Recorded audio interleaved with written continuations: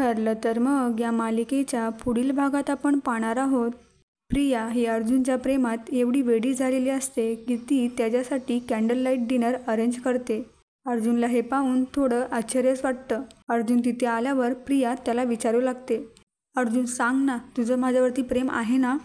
प्रियाच्या प्रश्नाचं उत्तर अर्जुन न देताच तिथून निघून जात असतो आणि हे सर्व सायली लपून बघत असते। प्रिया अर्जुनला जाण्यापासून अडवते आणि त्याच्या गालाला हात लावत म्हणते, अर्जुन मला ना तुझ्या या घरी तुझ्यासोबत आयुष्य घालवायचं आहे।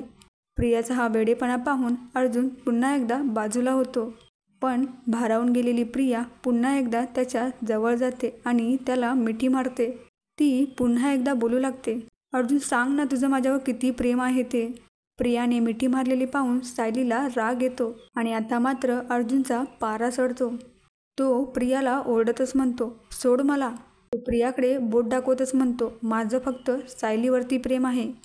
अर्जुनचे हे बोलणे ऐकून प्रियाला धक्का बसतो आणि सायलीला हे ऐकून खूप आनंद होतो आणि अशा प्रकारे अर्जुनने आपल्या भावना प्रियासमोर व्यक्त केल्या आणि नकळत का होईना त्या सायलीला सुद्धा समजल्या।